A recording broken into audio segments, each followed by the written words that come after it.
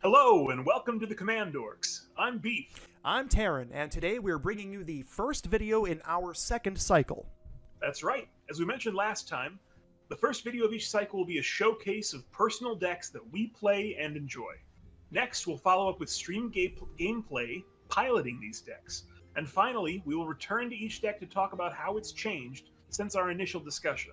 So today we are bringing you two ferocious mono-red decks sure to make your friends and loved ones shiver with fear. So if you like what you see here, be sure to like the video and subscribe, because we hope you'll be back for more dorky fun. And if you really like what you see, please consider joining our Patreon so that we can devote more time to producing this content. Our entry tier is called Do You Pay the Two, which means just for $2 a month, you get access to our Discord server, and you'll have your name featured in every CommanDorks video. And hopefully this tithe won't be too smothering by any means. But with that being said, let's dive right in. Today, the deck I'll be showcasing is Neheb, Dreadhorde Champion. So Neheb, Dreadhorde Champion is 2 mana and 2 red for a 5/4 legendary Minotaur warrior.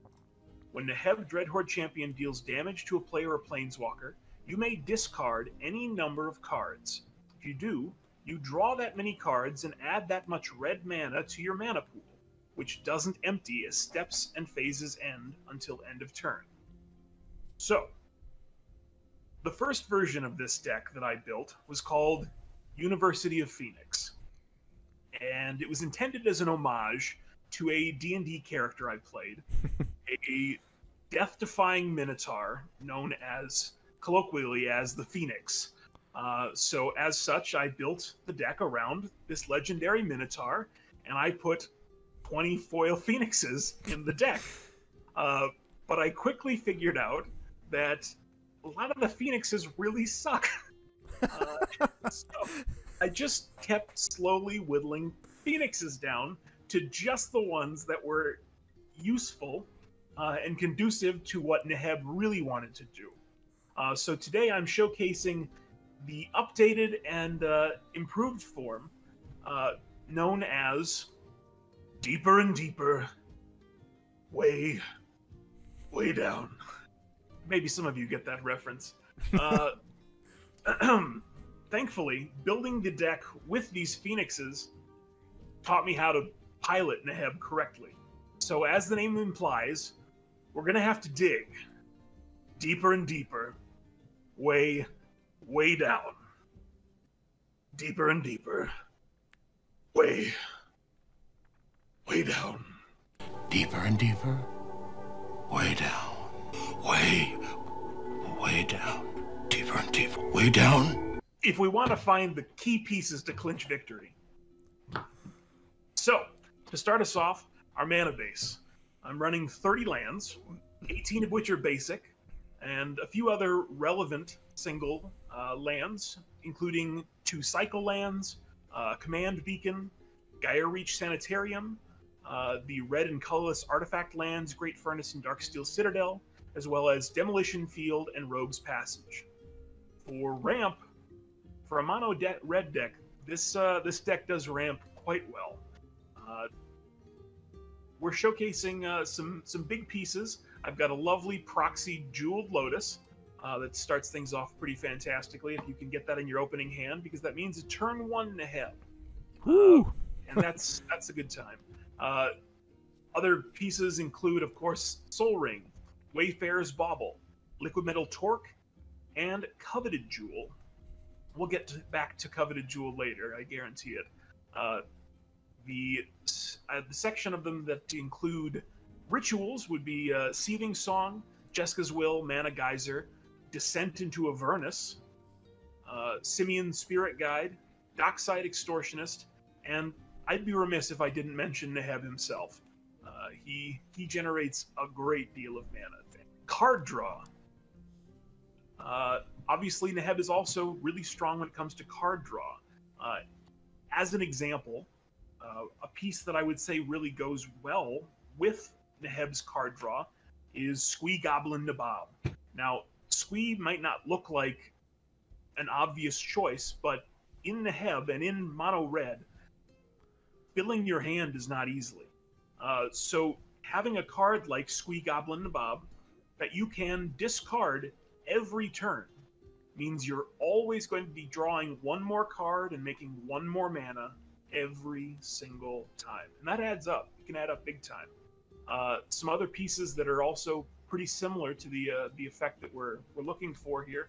I run some wheels. So we've got Wheel of Fate, which is the suspend wheel, and I very rarely end up suspending it. My favorite way to use it is just to discard it with Neheb, and then later on in the game, cast it for free from the graveyard with a Dreadhorde Arcanist trigger. I also run Magus of the Wheel, Winds of Change, and Wheel of Misfortune. When it comes to removal, this might be one of the weaker portions, but for the most part, we're not really concerned with what our opponents are doing. We're going far too fast to worry about them. So our removal options are Chaos Warp, Delayed Blast Fireball, Vandal Blast, and situationally you can pull off some shenanigans if you've got a Goblin Welder and Liquid Metal Torque on the board, swapping important pieces with junk in their graveyard. Recursion is also a pretty key factor in a mono-red deck like this, where I am discarding as many cards as I possibly can. So the recursion pieces that I'm running include the Ready Scrap Savant, the Planeswalker. It allows me to get artifacts back from the graveyard, as well as Goblin Welder for the same reason. Sword of Light and Shadow is a way of getting back key creatures that are valuable for my win condition or for anything else, as well as Felled into the Third Path is also useful in that regard. And I also run Revolutionist, which is kind of unassuming, but it's a mono-red way of getting an instant or sorcery back from your graveyard. And it's got a madness cost, so I can cast it for less if I've discarded it with Neheb. Nice. Huh. Protection. We're running Tybalt's Trickery, Red Elemental Blast, Bolt Bend, Lightning Greaves to protect my commander, and I suppose it's fair to say that the cast trigger of the One Ring also counts as protection. And that's right, we'll be getting to that shortly. Utility pieces are Library of Leng, a phenomenal piece, which allows you to get the full mana advantage of discarding your entire hand to Neheb, while still keeping any or all of the cards that you have. And while most of the time you're better off just discarding anything that's not immediately useful, there are absolutely times in this deck where you've got a card that you know you're going to want to use, maybe not this turn but next turn, and it lets you get around that without any hitch. A few other utility pieces include Sculpting Steel, great for copying the coveted jewel that I mentioned earlier, or anything else extremely powerful on the board. Surly Badgersaur is a great utility piece in that it's generating massive value in the form of mana for every land discarded, or adding counters to him, and fighting creatures.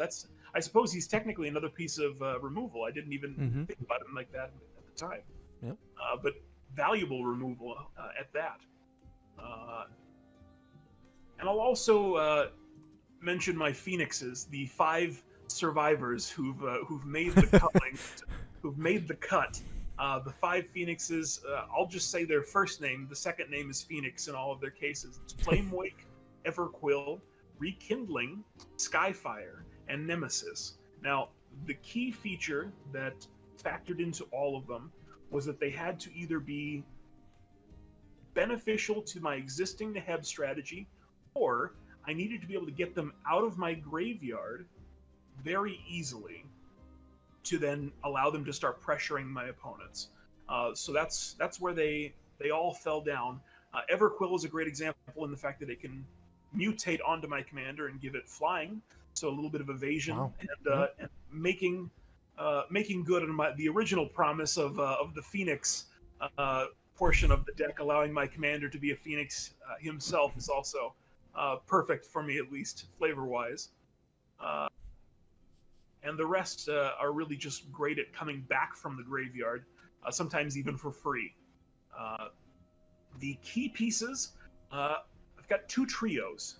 When it comes to key pieces, I've got an artifact trio and a killer creatures trio. So the artifact trio is key to getting my engine rolling. As is probably obvious, red is not great at card draw, so those 3 pieces are Coveted Jewel, the One Ring, and Alhammarret's Archive. The 3 killer creatures that I run are Psychosis Crawler, Brawlin's Skyshark Rider, and Glinthorn Buccaneer. But I'll get into the details in just a moment.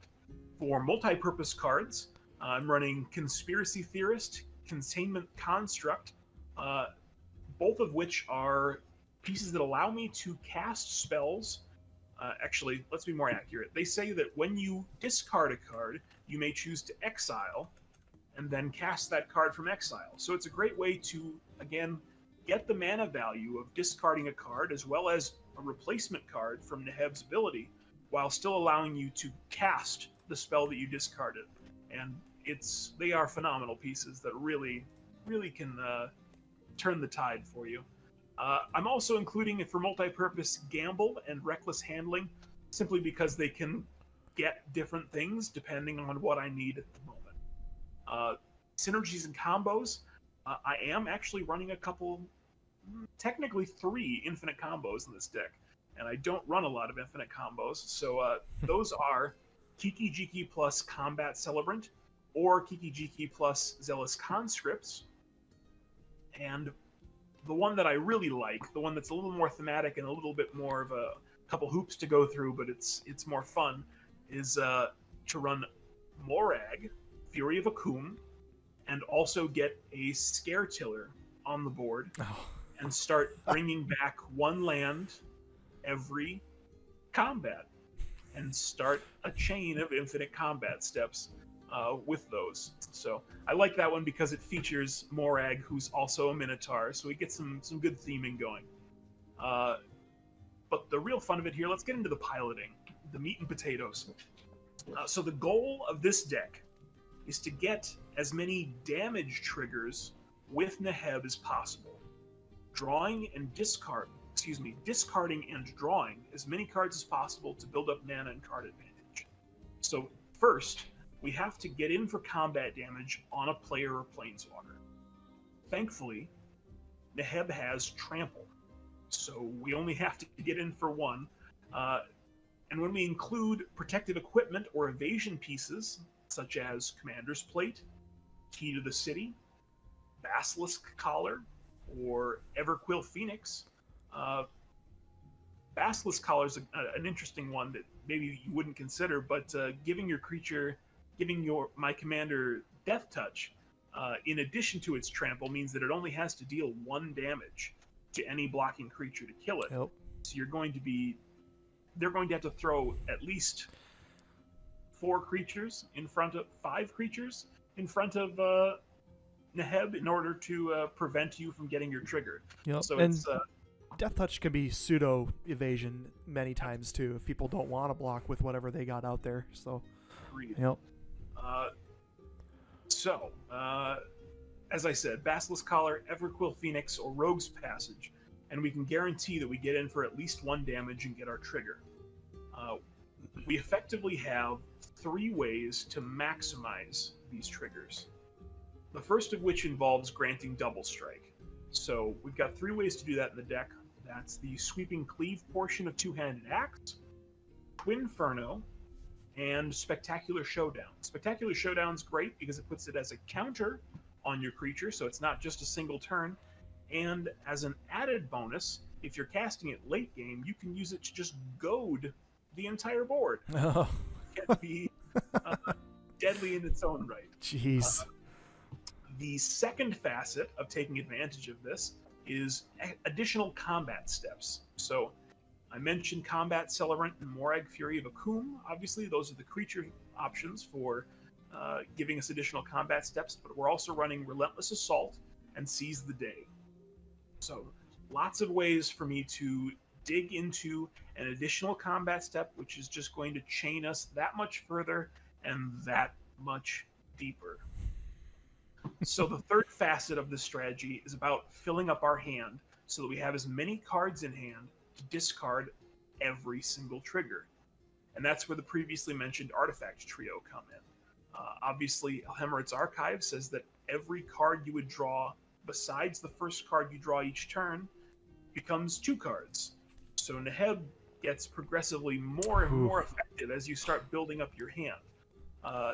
The One Ring is fantastic because it also snowballs very quickly into a large hand and plenty of cards to discard, and that's just big rituals every turn and a fresh hand of as many cards as you can possibly throw in the graveyard.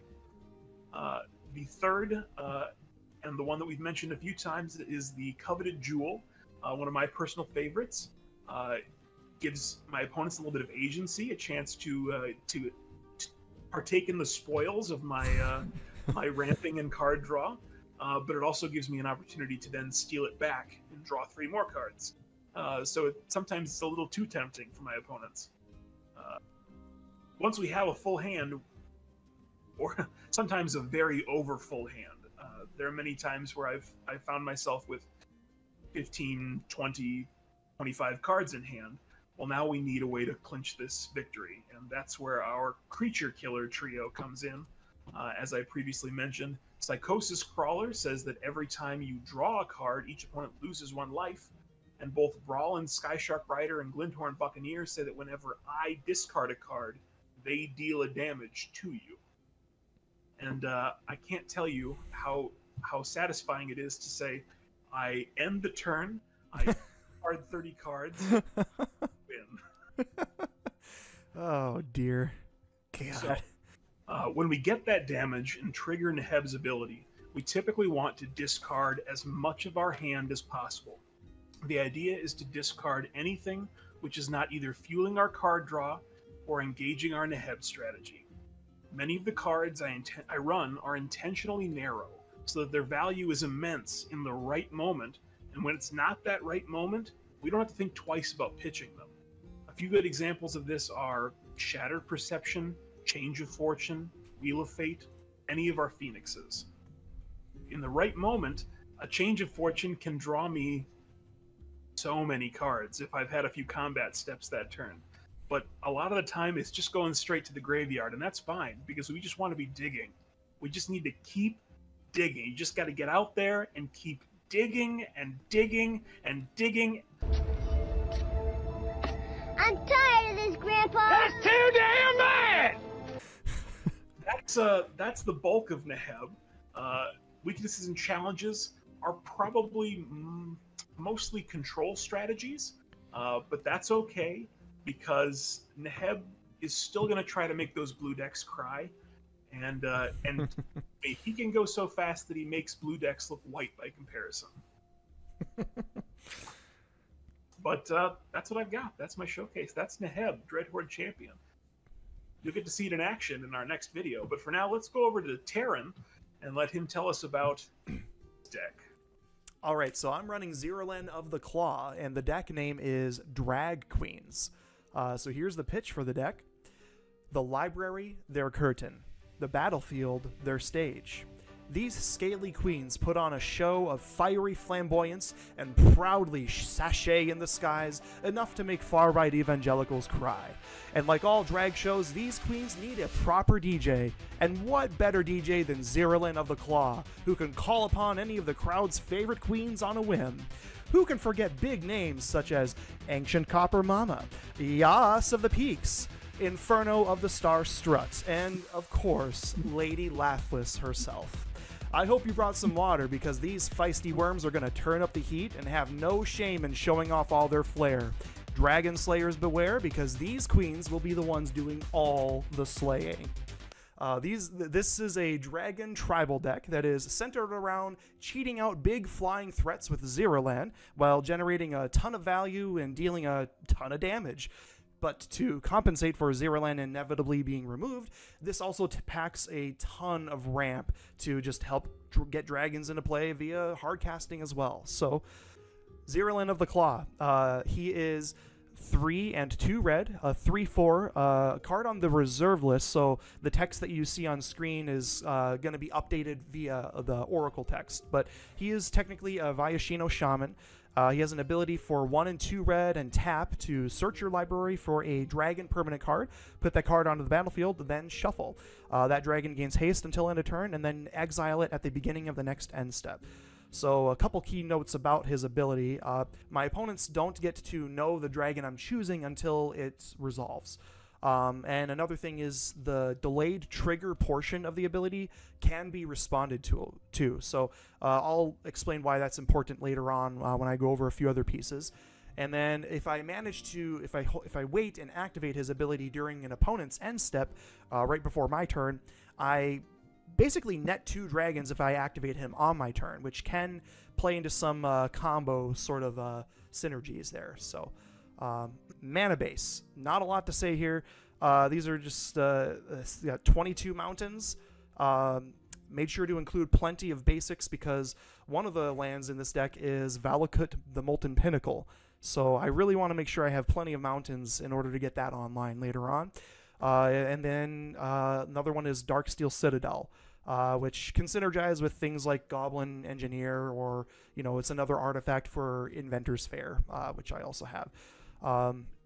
So yeah, and there are other lands than these, but they serve other roles as well in the deck. So yeah, so moving on to ramp. So this might be a little overkill, but this deck has 23 ramp pieces in it. So I'll try to go fast with this. So like I mentioned in the intro, Ancient Copper Dragon.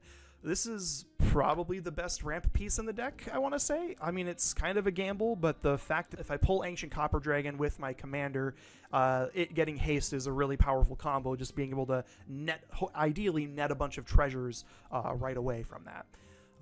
Another ramp piece is Braid of Fire.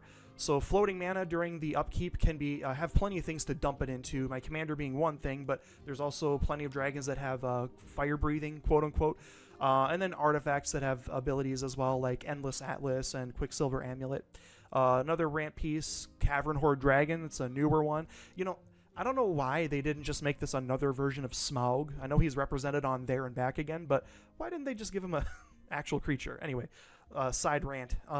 But he's kind of like a Dockside on wings, and kind of pretty punishing for opponents playing artifacts. And then another ramp piece is Descent into Avernus. I know Beef mentioned he has that in his deck too, so if both of us play our Descent, it's going to get really stupid really fast, because this just going way down. Deeper and deeper. Exactly. Yep. Oh boy. So yeah, that's the thing. Another piece, I also run Dockside just because it's just a really good ramp piece in mono red. Not a dragon, yes, but neither is the commander, so leave me alone. Another thing is Dragon Speaker Shaman. Just a good way to lower the casting cost of my dragons, because I don't want them sitting in my hand, so I need ways to get them out via hard casting too. I can't rely on my commander completely. Goldspan Dragon is in the deck. So you know those treasure generating things I mentioned earlier, like Descent, and yeah, this doubles the mana I get from treasures. And if an opponent tries to spot remove him, I get a treasure in response. So yeah, he's just really good. Jessica's Will is in the deck. Technically, I could have thrown this into the multi-purpose category, but really, it's really in here for ramp. That's the main goal. And then I also have Jeweled Lotus, just a good ramp piece for mono color decks. Koth of the Hammer is pretty good. He is basically ramp 1 each turn by untapping a mountain, but his -2 is really where it's at, because I get to add a red for each mountain I control. So another reason I included a bunch of basic mountains in the deck. Leyline Tyrant. So you know how mana from treasures is just temporary, and a lot of those red ritual spells are just temporary floating mana? This fixes all of that. As long as this thing's in play, I get to hold on to my floating red, which can lead into some pretty spicy plays. Or if I just make a massive pool of red mana, no one's going to want to kill it, because I'll potentially burn somebody out. So another ramp piece, mana echoes, echoes, echoes, echoes, echoes, echoes. So this is slow early game, but in the late game it can snowball. If I get a bunch of dragons, if I'm starting to make dragon creature tokens, this is going to just get absurd amounts of colorless mana. Nykthos, Shrine to Nyx, just helps me float mana. I can pay 2 and tap it to float mana equal to my devotion. Really good effect on a land. Oh yeah, remember Leyline Tyrant goes really well with this. Another way to just hold on to that floating mana. Nyx Lotus is basically another Nykthos, but in an artifact form for 4. I have Ruby Medallion, which just a really good early play, has a ton of value over time, reducing all my red spells by 1. Terrain Generator is a more recent inclusion, just because like I said, I have a lot of those basics in the deck, so this is just a good way to get an extra mountain into play, and helps Valakut go online sooner as well. And then we've got Treasure Vaults, which is mostly a backup ramp, but if I have a lot of my treasure synergies in play, sometimes it is worth holding up mana to crack that and make a bunch of treasures. Urza's Incubator, kind of like Dragon Speaker Shaman, it helps lower my mana costs for dragons. One thing to note is that can help opponents sometimes to get their dragons into play. Urza's Saga is in the deck because there are a handful of low-cost artifacts that I can grab with it. I mean, there's obviously Soul Ring, but other good options are Commander's Plate, Elixir of Immortality, and Tel Jalad Stylus, which is really good synergy piece with the deck. I'll mention that a little later on. All right, that's all of the ramp. it's a lot. But yeah, moving on to card draw. So there are 10 card draw pieces. Dragon Mage, kind of a, usually I'd say probably a more underplayed card, but within this deck, if I can cheat him out with Zirlian, it's just a really good wheel effect if I am able to get him to connect with an opponent. So not good to have in my hand though. Endless Atlas is a good early play just to keep being able to draw cards throughout the game. Goblin Engineer, not really a traditional draw effect, but kind of a pseudo draw. He puts an artifact in my graveyard and I can sack another one to get that one onto the battlefield. Like if I have treasures, those are really good things to sack with him to grab those artifacts. Hoarding Dragon is another way I can pseudo tutor an artifact from my library. A good trick here is to wait for an opponent to declare an attacker. In response, activate Zirilan, grab this guy. He exiles an artifact from library. I chump block and he dies. Artifact goes to my hand. Kind of a roundabout way, but it's pretty effective. I also have the One Ring in this deck because, like Beef mentioned, you need some good draw in mono red. It's kind of the part that makes it a little tough. Yeah, so that's there. Inventor's Fair is there as a way to potentially tutor an artifact if I really want a certain one, and gives a little bit of life gain over time to offset things like Descent into Avernus and the One Ring. Nullspine Dragon is pretty good. It's kind of tricky to pull off because his ETB requires me a lot of times to go through combat to dish out damage. But he does offer a fairly high ceiling as far as how many cards I can draw off of it. More recent inclusion I threw in was Valakut Awakening.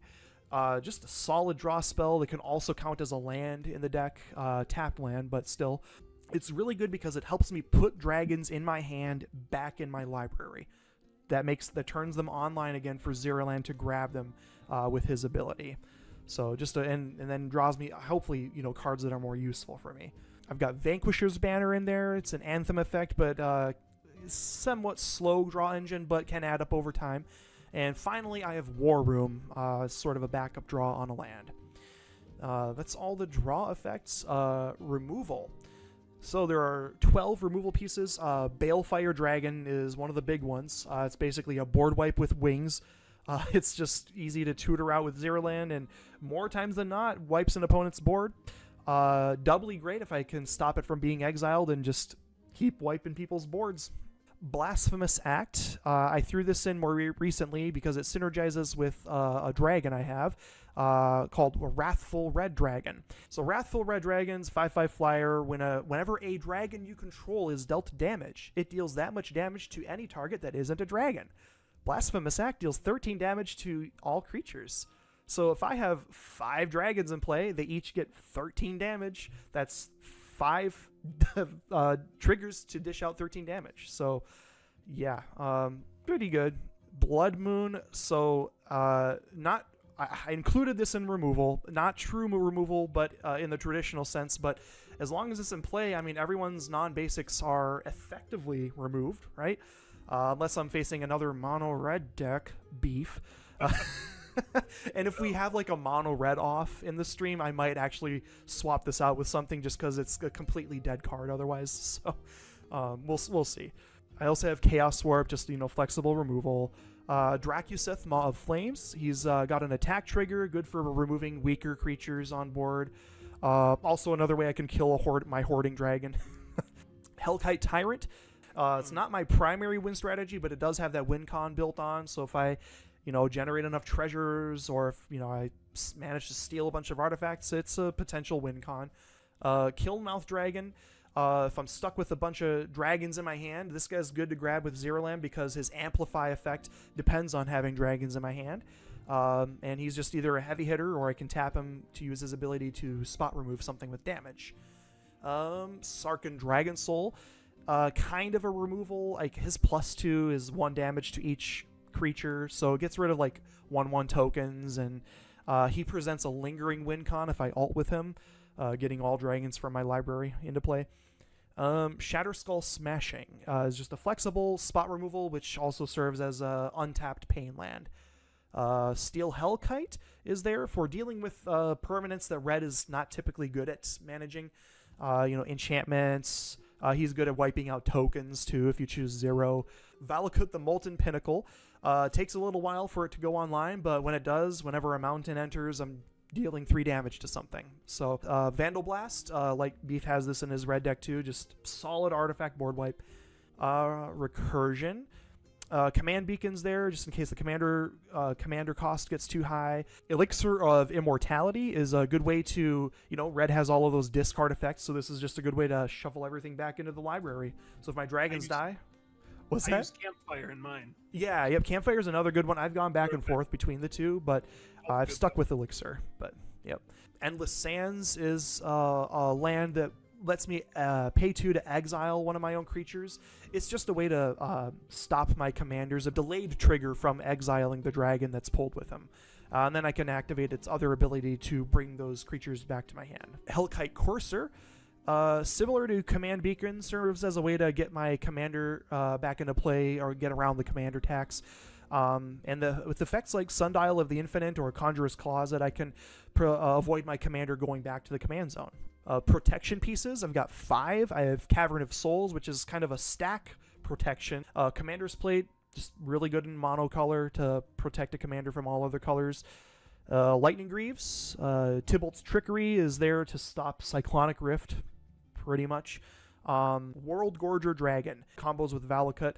But he does serve as a protection piece as well if I cheat him out with Zirilan. So if somebody has a board wipe on the stack, I can activate Zirilan, pull this guy out, his ETB goes on the stack, exiles all of my permanents, and then when he leaves, once that delayed trigger happens from my commander, everything comes back and nothing was touched. But the trick here is you got to be careful that nobody has mana up to respond to his ETB trigger, because if they kill him before the exile effect happens, everything will exile afterward and not come back. So then I might as well just scoop if that happens. But so utility pieces. I have Blast Furnace Hellkite, which is just really good. Gives double strike to everything attacking my opponents.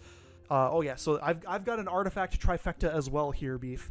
Conjurer's Closet, Sundial of the Infinite, and Tel Jalad Stylus. So these 3 pieces largely serve the same purpose in that they can stop my dragons from going to exile from Zirilan's delayed trigger from his ability. So Sundial, I can respond to that trigger once it goes on the stack, ending the turn. Conjurer's Closet exiles a creature at my end step, bringing it back as a new instance of that creature. And then Tel Jalad Stylus just tucks a dragon to the bottom of my library, making it reusable on the next turn. So, Crucible of Fire is just a solid Anthem effect, giving all my dragons +3/+3.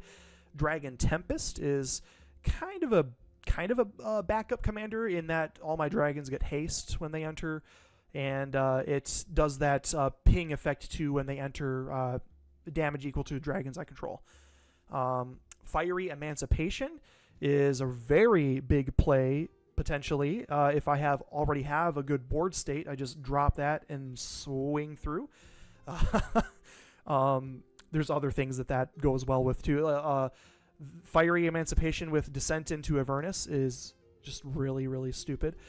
Illusionist Bracers is in the deck too, because, you know, what's better than cheating on one dragon? Two, of course. I have Inferno of the Star Mounts in there. You know, I mentioned all the different ways I can generate mana, and this is one of the best things to just dump it into, because once I get his power to 20, I burn somebody in the face for 20 damage. Moonveil Dragon is Dragon Hoof? I can pay 1 and he buffs all my creatures by +1/+0, so kind of a Crater Hoof in the deck, sorta. Mutavault. Dump 8 mana into it. It's going to do quite a bit of. Yeah, if I have the mana, it's same functional. Yep, same function. Mutavault is kind of my dragon on the ground, because I can pay the mana to make it a, you know, creature with what is it? Shape Changeling. Yes, or I will pseudo changeling. It's all creature types till end of turn. But yeah, yep. That's the idea there, because it can benefit from like those anthem effects and whatnot. Panharmonicon. I kind of went through a handful of ETB effects among the queens. Terror of the Peaks, Lathliss, Scourge of Valkus, Hoarding Dragon, Knoll Spine Dragon, Dockside Extortionist, all good things to go along with Panharmonicon. Multi-purpose cards. I only got 3 that I considered for this. I've got Dragon's Horde, which is kind of a just ramp and draw. As long as I keep getting dragons on the battlefield, it's going to get counters to draw with. Sarkhan Fireblood is just awesome in a dragon deck. He's another ramp or draw effect. And then Unexpected Windfall makes 2 treasures, and I draw 2 if I pay the mana and discard a card. Key pieces. I got 7 outlined here. Dragon Storm. So you know all of those effects I mentioned earlier where I can like float mana, cast spells, yada yada. Yeah, I can kind of build up my storm count that way and potentially get like all my, you know, some of these other key pieces I'll go over to try and pull off a win that way. So Lathliss Dragon Queen is one of them. So this combined with Terror of the Peaks or Scourge of Valkus is just a really good way to dish out a lot of damage. Get a lot of, you know, dragon tokens too. Scourge of Valkus, you know, 5-drop. He's got 3 red pips to bump up my devotion count, and ETB ability is really good. Basically, Dragon Tempest on a stick. Scourge of the Throne, a dragon that gives extra combat steps as long as you're attacking the player with the highest life total. That's not you know, right? So combos really well with other pieces that have attack or combat damage triggers, such as Utvara Hellkite or Ancient Copper Dragon, Balefire Dragon, Dracuseth, Goldspan Dragon, and probably a couple others too. So Terror of the Peaks. This is just, I really like this card. I actually pulled this card from a pack that I got on my birthday, so it was extra great. But yeah, he's just great because all the ETB triggers for damage. Utvara Hellkite. So Utvara and Lathliss are my 2 big token makers in the deck. You know, Lathliss is on ETB, and then Utvara is on attack. And then I mentioned what Wrathful Red can do earlier, just a really good way to dish out damage if my dragons get damaged. All right, so synergies and combos. I've kind of gone through some of these already, but you know, the big trifecta is Lathliss, Terror of the Peaks, Scourge of Valkus. Sort of a combo over time is managing to prevent my dragons from going to exile from Zirilan's ability after they've been cheated into play. And so piloting. The starting hand must have ramp. It just, otherwise this deck is just gonna slow down and not be able to do its thing. So need to have ramp, need to have I would say at least 3 lands ideally, and you need to be you can't be afraid to get aggressive with mulliganing.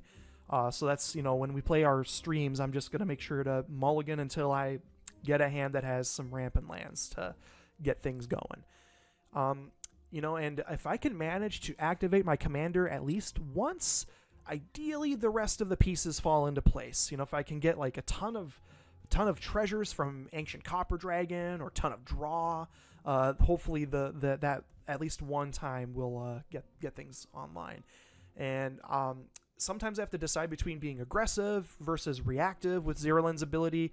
You know, like I said before, a lot of times it's good to wait for the activation during an opponent's end step right before my turn, so I can benefit from 2 dragons in play rather than just 1. And then holding Zirilan up for World Gorger for protection is pretty good once I already have a good board state. And yeah, just got to be careful with that. You know, try to do it when opponents are tapped out. And and then as far as like things to match up against, I guess want to prioritize taking out life gain decks, I would say, and control matchups too, like Beef said.